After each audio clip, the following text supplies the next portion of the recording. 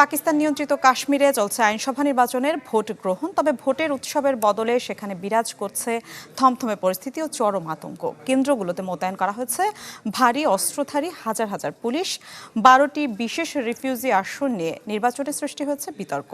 স্থানীয় দলগুলোর অভিযোগ, এই আসনগুলো ব্যবহার করে মূলত নিজেদের ইচ্ছামতো সরকার সাজাতে চায় ইসলামাবাদ। এই ক্ষোভ থেকেই গেল কয়েক মাস ধরে চলছে তুমুল গণ আন্দোলন, ঝরেছে বহু প্রাণও। বয়কটের ডাক দিয়েছে ইমরান খানের দলসহ স্থানীয় বেশ কয়েকটি সংগঠন।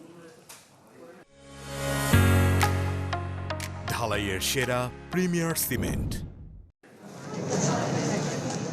ব্যাপক বিক্ষোভ আর নজিরবিহীন সহিংসতার মধ্যেই আজ থেকে পাকিস্তান নিয়ন্ত্রিত কাশ্মীরে শুরু হয়েছে আইনসভার নির্বাচন।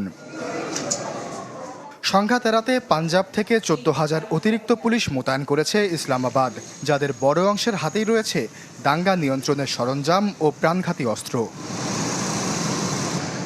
মোট 53 আসনের এই আইনসভায় সরাসরি নির্বাচন হচ্ছে 45টিতে।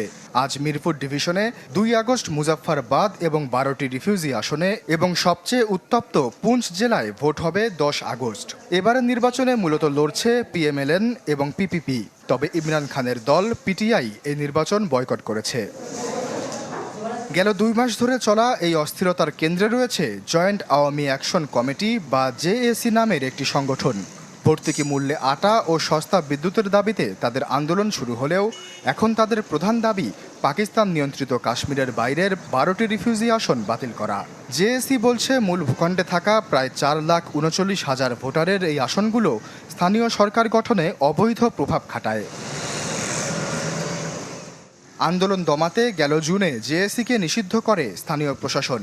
2 মাসের টানা সংঘর্ষে এ পর্যন্ত প্রায় 40 জনের প্রাণহানি হয়েছে। পুঞ্চ ডিভিশন দীর্ঘ সময় অবরুদ্ধ থাকায় সেখানে দেখা দিয়েছে চরম সংকট। বন্ধ ছিল ব্যাংক, ইন্টারনেট ও মোবাইল পরিষেবা।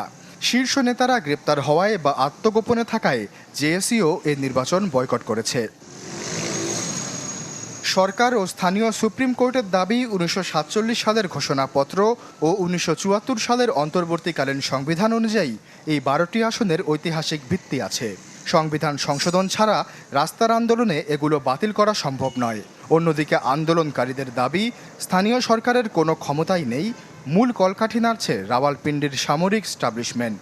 সমাধানের আশায় তারা সরাসরি সেনাপ্রধান আসিম মুনিরকেও চিঠি দিয়েছেন। বিশ্লেষকরা বলছেন, এই রিফিউজি আসনগুলো ব্যবহার করেই ইসলামাবাদ কাশ্মীরের রাজনীতি নিয়ন্ত্রণ করে। তাছাড়া নির্বাচনে প্রার্থী হতে হলে পাকিস্তানের প্রতি আনুগত্যের শপথ নেওয়া বাধ্যতামূলক, যা স্থানীয়দের আত্মনিয়ন্ত্রণের অধিকারকে ক্ষুণ্ণ করে।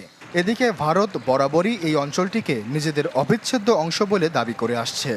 নয়াদিল্লি সম্প্রতি এই বিক্ষোভকে ইসলামাবাদের কয়েক দশকের পদ্ধতিগত শোষণ ও পুলিশের নির্মমতার প্রত্যক্ষ ফল বলে তীব্র সমালোচনা করেছে। আশ্বাস চৌধুরী, চ্যানেল 24।